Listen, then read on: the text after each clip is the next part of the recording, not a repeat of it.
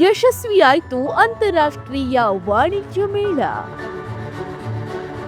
ಉತ್ಪಾದನೋತ್ತರ ಕೃಷಿಯ ಮೂಲಕ ರೈತರ ಸಬಲೀಕರಣ. ದೇಶದಲ್ಲೇ ಮೊದಲ ಬಾರಿಗೆ ಕರ್ನಾಟಕದಲ್ಲಿ ಆಯೋಜನೆ.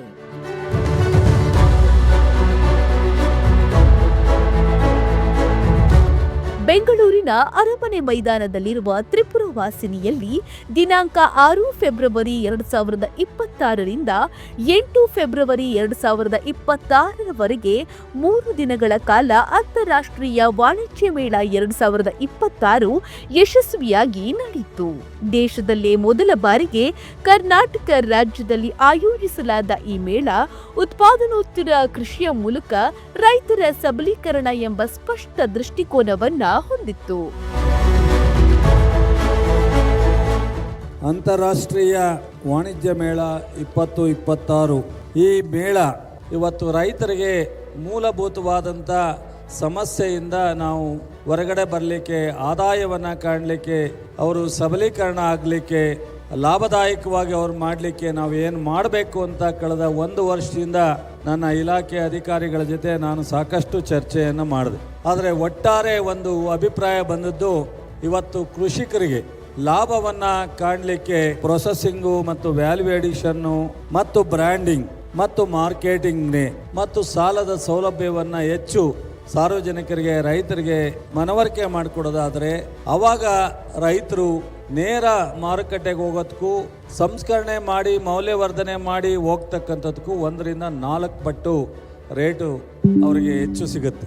ಈ ಎಲ್ಲ ಕಾರಣಕ್ಕೆ ನಾವು ಈ ಸಲ ಉತ್ಪಾದನೋತ್ತರ ಕೃಷಿ ಅನ್ನೋ ಒಂದು ಕಾನ್ಸೆಪ್ಟನ್ನು ಇಟ್ಟು ನಮ್ಮ ಇಲಾಖೆ ಈ ರಾಷ್ಟ್ರದಲ್ಲೇ ಈ ಅಂತಾರಾಷ್ಟ್ರೀಯ ಉತ್ಪಾದನೋತ್ತರ ಒಂದು ಮೇಳ ಅಂತೇಳಿ ಮಾಡ್ತಾ ಇರ್ತಕ್ಕಂಥದ್ದು ಕರ್ನಾಟಕ ರಾಜ್ಯ ಪ್ರಪ್ರಥಮವಾಗಿ. ಹಾಗಾಗಿ ಇದರ ಉಪಯೋಗವನ್ನು ರಾಜ್ಯದ ಎಲ್ಲ ರೈತರು, ರೈತ ಉದ್ಯಮಿಗಳು ಮತ್ತು ಯುವಕರು ನಾವು ಅದನ್ನು ಅನುಕೂಲವನ್ನು ಮಾಡ್ಕೋಬೇಕು ಅನ್ನೋದನ್ನು ನಮ್ಮ ಉದ್ದೇಶ.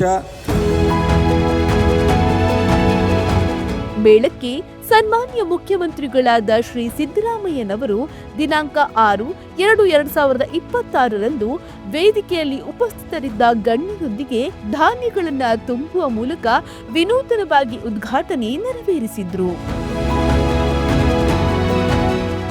ಈ ಸಂದರ್ಭದಲ್ಲಿ ಕೃಷಿ ಕ್ಷೇತ್ರದಲ್ಲಿ ವಿಶೇಷ ಸಾಧನೆ ಸಲ್ಲಿಸಿದ 18 ಪರಿಣಿತ ಕೃಷಿಕರಿಗೆ ಕೃಷಿ ಪಂಡಿತ ಪ್ರಶಸ್ತಿ ಪ್ರದಾನ ಮಾಡಲಾಯಿತು. ಹಾಗೆಯೇ ಅತ್ಯಧಿಕ ಇಳುವರಿ ಸಾಧಿಸಿದ 104 ರೈತರಿಗೆ ಕೃಷಿ ಪ್ರಶಸ್ತಿ ನೀಡಿ ಗೌರವಿಸಲಾಯಿತು.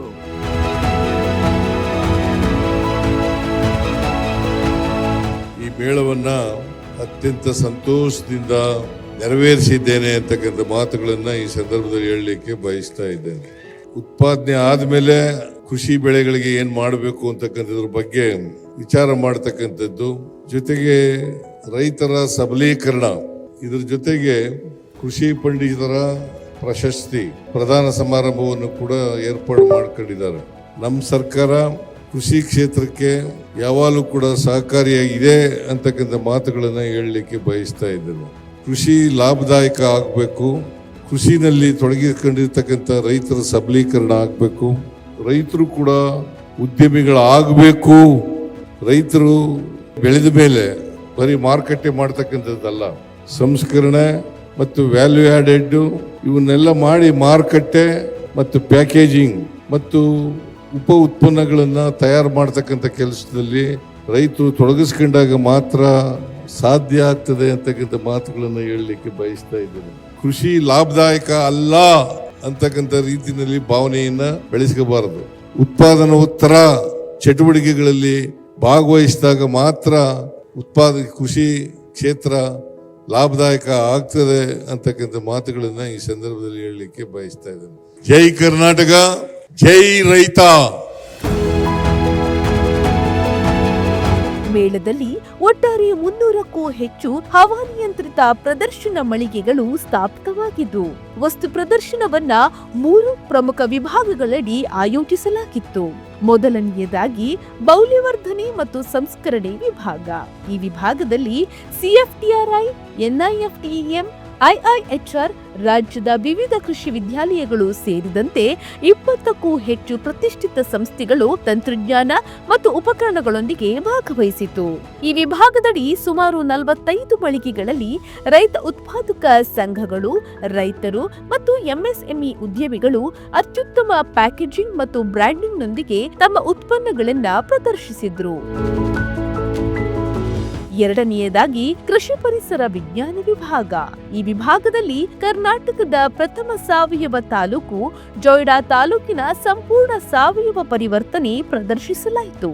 ದೇಸಿ ತಳಿಗಳ ಸಂರಕ್ಷಣೆ, ಕೃಷಿ ತ್ಯಾಜ್ಯವನ್ನ ಸಂಪತ್ತಾಗಿ ಪರಿವರ್ತಿಸುವ ಮಾದರಿಗಳು, ಜೇನುತುಪ್ಪ ಮತ್ತು ಜೇನು ಉತ್ಪನ್ನಗಳು, ಸಾವಯವ ಪ್ರಮಾಣೀಕರಣ ವ್ಯವಸ್ಥೆಗಳು, ಕರ್ನಾಟಕದ ಜಿಐ ಹೊಂದಿರುವ ಉತ್ಪನ್ನಗಳು ಮತ್ತು ಮರೆತು ಹೋದ ಖಾದ್ಯಗಳ ಪ್ರದರ್ಶನ ಜನರಲ್ಲಿ ಜಾಗೃತಿ ಮೂಡಿಸಿತು. ಮೂರನೆಯದಾಗಿ ಬ್ರ್ಯಾಂಡಿಂಗ್ ಮತ್ತು ಕ್ರೆಡಿಟ್ ಸೇವೆಗಳ ವಿಭಾಗ. ಈ ವಿಭಾಗದಲ್ಲಿ SBI, Canara bank, HDFC, NAB Kisan, Samunnati ಸೇರಿದಂತೆ 6ಕ್ಕೂ ಹೆಚ್ಚು ಹಣಕಾಸು ಸಂಸ್ಥೆಗಳು ನೇರ ಸಂವಾದದಲ್ಲಿ ಭಾಗವಹಿಸಿತು. ಇನ್ನು ಮೇಳದಲ್ಲಿ 95 ಎಫ್ಪಿಒಗಳು ಮತ್ತು ಎಂಎಸ್ಎಂಇ ಉದ್ಯಮಿಗಳು ಕಸ್ಟಮೈಸ್ ಮಾಡಿದ ಬ್ರ್ಯಾಂಡಿಂಗ್ ಮತ್ತು ಪ್ಯಾಕೇಜಿಂಗ್ ಸೇವೆಗಳಿಗೆ ನೋಂದಾಯಿಸಿಕೊಂಡರು. 115 ಎಫ್ಪಿಒಗಳು ಮತ್ತು ಎಂಎಸ್ಎಂಇ ಉದ್ಯಮಿಗಳು ವಾಲ್ಮಾರ್ಟ್ ಮತ್ತು ಫ್ಲಿಪ್ಕಾರ್ಟ್ ಮೂಲಕ ರಫ್ತು ಮಾರುಕಟ್ಟೆಗೆ ನೋಂದಾಯಿಸಿಕೊಂಡರು. ಹಾಗೆಯೇ 120ಕ್ಕೂ ಹೆಚ್ಚು ಎಫ್ಪಿಒಗಳು ಮತ್ತು ಎಂಎಸ್ಎಂಇ ಉದ್ಯಮಿಗಳು ಸಾಲ ಸೌಲಭ್ಯಗಳಿಗಾಗಿ ಹಣಕಾಸು ಸಂಸ್ಥೆಗಳೊಂದಿಗೆ ನೋಂದಾಯಿಸಿಕೊಂಡ್ರು. ಜೊತೆಗೆ ಈ ಮೇಳದ ಬಗ್ಗೆ ಸಂತಸ ವ್ಯಕ್ತಪಡಿಸಿದ್ರು. ಇಂಟರ್ನ್ಯಾಷನಲ್ ಟ್ರೇಡ್ ಫೇರ್ ನಾವು ಏನಿವತ್ತು ಇಲ್ಲಿ ಬಂದಿದ್ದೀವಿ, ನಮಗೆ ಡೈರೆಕ್ಟ್ ಆಗಿ ರೈತರ ಜೊತೆ ಮಾತಾಡೋಕೆ ಒಂದು ಅವಕಾಶ ಸಿಕ್ತು. ಮೊದಲನೇ ಬಾರಿ ರೈತರಿಗೆ ಎಲೆಕ್ಟ್ರಿಕ್ ಟ್ರ್ಯಾಕ್ಟರ್ ತೋರ್ಸಕ್ಕೂ ನಮಗೆ ಅವಕಾಶ ಸಿಕ್ತು. ಐ ಆಮ್ ಶ್ಯೂರ್ ಈ ಇವೆಂಟ್ ನಮಗೆ ಬಹಳ ಉಪಯೋಗ ಆಗಿದೆ. As an international trade fair, it has benefit more for our company indeed. ಎಲ್ಲ ಕಸ್ಟಮರ್ನ ಭೇಟಿ ಆಗಕ್ಕೆ ಒಂದು ಒಳ್ಳೆ ಅವಕಾಶ ಸಿಕ್ಕಿದೆ ನಮಗೆ. In this ITF event, it's a good opportunity to grab a right customer and represent ourselves. Now we are getting interacted with the customers regarding our brand visibility and promotions, and also we are getting in contact with the different kinds of business personalities. ಈ fair ಇಂದ ನಮಗೆ ತುಂಬಾ ಒಳ್ಳೆ outreach ಸಿಕ್ತು. ಬಹಳಷ್ಟು ಜನರನ್ನ ಭೇಟಿ ಆಗ್ಲಿಕ್ಕಾಯ್ತು. ನಮಗೆ ಮಾರ್ಕೆಟಿಂಗ್ ಜಾಸ್ತಿ ಆಗ್ತಿದೆ ಇಂಟರ್ನ್ಯಾಷನಲ್ ಟ್ರೇಡ್ ಫೇರ್ ಇಂದ. ಬೆಂಗಳೂರು ಗ್ರಾಹಕರಿಗೆ ನಮಗೆ ಪರಿಚಯ ಆಗ್ತಾ ಇದೆ ಇಲ್ಲಿ ಬರೋದ್ರಿಂದ. ಈ ಅವಕಾಶವನ್ನು ಮಾಡಿಕೊಟ್ಟದಕ್ಕೆ ತುಂಬ ಧನ್ಯವಾದಗಳು. ಮೇಳದ ಅಂಗವಾಗಿ 3 ದಿನಗಳ ಕಾಲ ರೈತರಿಗಾಗಿ ಕನ್ನಡ ಭಾಷೆಯಲ್ಲಿ ಕಾರ್ಯಾಗಾರಗಳು, ಸಾವಯವ ಮತ್ತು ಸಿರಿಧಾನ್ಯ ಆಧಾರಿತ ಆಹಾರ ಮಳಿಗೆಗಳು ಮತ್ತು ನಾದಸ್ವರ, ಡೊಳ್ಳು ಕುಣಿತ, ಜಾನಪದ, ಬುಡಕಟ್ಟು ಹಾಗೂ ಶಾಸ್ತ್ರೀಯ ನೃತ್ಯಗಳ ಸಾಂಸ್ಕೃತಿಕ ಕಾರ್ಯಕ್ರಮಗಳನ್ನು ಆಯೋಜಿಸಲಾಗಿತ್ತು. ಅವೆಲ್ಲವೂ ಪ್ರೇಕ್ಷಕರ ಗಮನ ಸೆಳೆದವು. ಮುಖ್ಯವಾಗಿ ಈ ಅಂತಾರಾಷ್ಟ್ರೀಯ ವಾಣಿಜ್ಯ ಮೇಳದಲ್ಲಿ ವಿದೇಶಿ ಪ್ರತಿನಿಧಿಗಳು ಮತ್ತು 35ಕ್ಕೂ ಹೆಚ್ಚು ರಾಷ್ಟ್ರೀಯ ತಜ್ಞರು ಮುಖ್ಯ ಕಾರ್ಯಕ್ರಮದಲ್ಲಿ ಭಾಗವಹಿಸಿ ಮೇಳಕ್ಕೆ ಅಂತಾರಾಷ್ಟ್ರೀಯ ಘನತೆ ನೀಡಿದ್ರು. ಮೇಳದ 3 ದಿನಗಳಲ್ಲಿ ಒಟ್ಟಾರೆ 4 ಲಕ್ಷಕ್ಕೂ ಅಧಿಕ ಸಾರ್ವಜನಿಕರು ಈ ಮೇಳಕ್ಕೆ ಸಾಕ್ಷಿಯಾದರು. ದಿನಾಂಕ 8/2/2026 ನಡೆದ ಸಮಾರೋಪ ಸಮಾರಂಭದಲ್ಲಿ ಕಾರ್ಯಕ್ರಮದ ಮುಖ್ಯ ಅತಿಥಿಗಳಾದ ಮಾನ್ಯ ಶ್ರೀ ಶಿವರಾಜ್ ಸಿಂಗ್ ಚೌಹಾಣ್, ಕೇಂದ್ರ ಕೃಷಿ ಮತ್ತು ರೈತ ಕಲ್ಯಾಣ ಹಾಗೂ ಗ್ರಾಮೀಣಾಭಿವೃದ್ಧಿ ಸಚಿವರ ಮಾತುಗಳು ರೈತರು ಹಾಗೂ ಕರ್ನಾಟಕದ ಕೃಷಿಗೆ ಮತ್ತಷ್ಟು ಬಲ ನೀಡುವಂತಿತ್ತು. ಮೊದಲಿಗೆ ಬೆಂಗಳೂರು ನಗರ ಸ್ಥಾಪಕರಾದ ಶ್ರೀ ಕೆಂಪೇಗೌಡ ಅವರಿಗೆ ಪ್ರಣಾಮಗಳನ್ನ ಸಲ್ಲಿಸಿ ರೈತರ ಹಿತಕ್ಕಾಗಿ ಕೇಂದ್ರ ಸರ್ಕಾರವು ರಾಜ್ಯ ಸರ್ಕಾರಕ್ಕೆ ಸಂಪೂರ್ಣ ಮತ್ತು ನಿಷ್ಪಕ್ಷಪಾತ ಸಹಕಾರ ನೀಡುವುದಾಗಿ ಭರವಸೆ ನೀಡಿದರು. मैं हमारे कर्नाटक के कृषि मंत्री आदरणीय चलुवरैया स्वामी जी को धन्यवाद देता हूं, जिन्होंने आपसे मुझे मिलने का मौका दिया. आपने पुकारा, तुमने बुलाया और हम चले आए. और जब मैं यहां आया हूं तो किसी मंत्री के अहंकार से नहीं आया. मंत्री मतलब जनता का सेवक, किसानों का सेवक, आपका सेवक हूं मैं. किसान अन्नदाता, अन्नदाता यानी जीवन दाता, और जो जीवन देता है वो भगवान नहीं तो भगवान के बराबर तो होता है. और इसलिए किसानों की सेवा मेरे लिए भगवान की पूजा है. हमारे कृषि मंत्री जी यहां बैठे. देखिए, सरकार कोई भी हो, किसान तो किसान है. किसान बीजेपी कांग्रेस कुछ नहीं जानता। किसान को ढंग से काम चाहिए, और इसलिए जब जब आपने कहा, चाहे वो आम के खरीदी का मामला हो, चाहे मिर्ची खरीदना हो, चाहे तुअर खरीदने का मामला हो, जब कर्नाटक के कृषि मंत्री ने कोई प्रपोजल भेजा, मैंने कभी इनकार नहीं किया।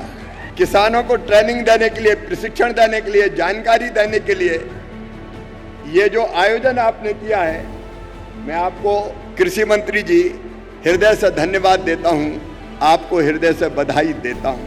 आपने बिल्कुल ये सही थीम रखी है कि केवल उत्पादन से काम नहीं चलेगा, उत्पादन के पार हमको जाना पड़ेगा, वैल्यू एडिशन और नए बाजार खोजने पड़ेंगे, तब किसान को ठीक कीमत मिलेगी, ठीक दाम मिलेगा। और इस काम में भारत सरकार, प्रधानमंत्री श्रीमान नरेंद्र मोदी जी के नेतृत्व में कर्नाटक के साथ कदम से कदम और कंधे से कंधा मिलाकर चलेगी। ಈ ಸಂದರ್ಭದಲ್ಲಿ 2026-27ನೇ ಸಾಲಿನ ದ್ವಿದಳ ಧಾನ್ಯಗಳ ಆತ್ಮನಿರ್ಭರತಾ ಅಭಿಯಾನ ಯೋಜನೆಯ ಅಡಿಯಲ್ಲಿ 191.67 ಕೋಟಿ ರೂಪಾಯಿ ಅನುದಾನದ ಮಂಜೂರಾತಿ ಆದೇಶವನ್ನ ಕರ್ನಾಟಕ ರಾಜ್ಯದ ಕೃಷಿ ಸಚಿವರಾದ ಶ್ರೀ ಎನ್ ಚಲುವರಾಯಸ್ವಾಮಿ ಅವರಿಗೆ ವಿದ್ಯುಕ್ತವಾಗಿ ಹಸ್ತಾಂತರಿಸಲಾಯಿತು. ಕಾರ್ಯಕ್ರಮದ ಅಂತ್ಯದಲ್ಲಿ ಕೃಷಿ ಆಯುಕ್ತರಾದ ವೈಎಸ್ ಪಾಟೀಲ್ ಮೇಳದ ಯಶಸ್ಸಿಗೆ ಕಾರಣರಾದ ಎಲ್ಲ ಗಣ್ಯರು, ಸಂಸ್ಥೆಗಳು, ರೈತರು ಮತ್ತು ಸಾರ್ವಜನಿಕರಿಗೆ ಧನ್ಯವಾದ ಸಲ್ಲಿಸಿದರು. 2026ರ ಅಂತಾರಾಷ್ಟ್ರೀಯ ವಾಣಿಜ್ಯ ಮೇಳ ಯಶಸ್ವಿ ಆಗುವುದಕ್ಕೆ ಈಗಾಗಲೇ ನಾವು ಹೇಳಿದಂಗೆ ಸರ್ಕಾರ ಅಂದರೆ ಮಾನ್ಯ ಮುಖ್ಯಮಂತ್ರಿಗಳು, ಉಪಮುಖ್ಯಮಂತ್ರಿಗಳು ಮತ್ತು ನಮ್ಮ ಸಚಿವರು ನಮಗೆ ನಿರ್ದೇಶನ ನೀಡಿದ್ದು ಎಷ್ಟು ಮುಖ್ಯವೋ ಅವರ ನಿರ್ದೇಶನಗಳನ್ನು ಕಟ್ಟುನಿಟ್ಟಾಗಿ ಪಾಲಿಸುವಂಥ ಕೆಲಸವನ್ನು ನಮ್ಮ ಹಿರಿಯ ಅಧಿಕಾರಿಗಳಿರ್ಬೋದು, ಆಮೇಲೆ ಕಿರಿಯ ಅಧಿಕಾರಿಗಳಿರ್ಬೋದು, ಸಿಬ್ಬಂದಿ ವರ್ಗ ಇರ್ಬೋದು, ಆಮೇಲೆ ನಾವು ನಮ್ಮ ಇಲಾಖೆಯಲ್ಲಿ ಸಾಕಷ್ಟು ಔಟ್ಸೋರ್ಸಲ್ಲಿ ಭಾಳಷ್ಟು ಜನ ನಮ್ಮಲ್ಲಿ ಕೆಲಸ ಮಾಡ್ತಾ ಇದ್ದಾರೆ, ಅವರೆಲ್ಲರೂ ಇರ್ಬೋದು, FPOಗಳಿರ್ಬೋದು, ಆಮೇಲೆ ಇಲ್ಲಿ ಮಳಿಗೆಗಳನ್ನು ಹಾಕಿದಂಥ ಎಲ್ಲ ನಮಗೇನು ನಮ್ಮ ಜೊತೆ ಕೈ ಜೋಡಿಸಿದಂಥ ಎಲ್ಲ ರೈತ ಬಾಂಧವರು, ಇವರೆಲ್ಲರೂ ಸಹಿತ ನಮಗೆ ಈ ಯಶಸ್ಸಿಗೆ ಕಾರಣ ಆಗಿದ್ದಾರೆ. ಅದರಲ್ಲೂ ಹಗಲು ರಾತ್ರಿ ಎನ್ನದೆ ಕಳೆದ 1 ತಿಂಗಳಿಂದ ಕೆಲಸ ಮಾಡುತ್ತಿರುವ ನಮ್ಮ ಸಿಬ್ಬಂದಿ ವರ್ಗ, ನಮ್ಮ ಅಧಿಕಾರಿ ವರ್ಗಕ್ಕೆ ನನ್ನ ಪರವಾಗಿ ಹಾಗೂ ಇಲಾಖೆ ಪರವಾಗಿ ಅವರಿಗೆ ಹೃತ್ಪೂರ್ವಕ ಅಭಿನಂದನೆಗಳನ್ನು ಸಲ್ಲಿಸ್ತೀನಿ. ಅವರು ಇದೇ ರೀತಿ ಮುಂದುವರೆದಲ್ಲಿ ನಾವು ರೈತರ ಸೇವೆಯಲ್ಲಿ ಸದಾ ಇರಬಹುದು ಅಂತ ಈ ಸಂದರ್ಭದಲ್ಲಿ ಹೇಳಕ್ಕೆ ಇಷ್ಟ. ಒಟ್ಟಾರೆಯಾಗಿ ಅಂತಾರಾಷ್ಟ್ರೀಯ ವಾಣಿಜ್ಯ ಮೇಳ 2026 ಉತ್ಪಾದನೋತ್ತರ ಕೃಷಿಯ ಮೂಲಕ ರೈತರ ಆದಾಯ ವೃದ್ಧಿ, ಮಾರುಕಟ್ಟೆ ಸಂಪರ್ಕ ಮತ್ತು ಸಬಲೀಕರಣಕ್ಕೆ ಒಂದು ಬಲವಾದ ವೇದಿಕೆಯಾಗಿ ಯಶಸ್ವಿಯಾಗಿ ಮೂಡಿಬಂದಿದೆ. ಜೈ ಕಿಸಾನ್, ಜೈ ಕರ್ನಾಟಕ.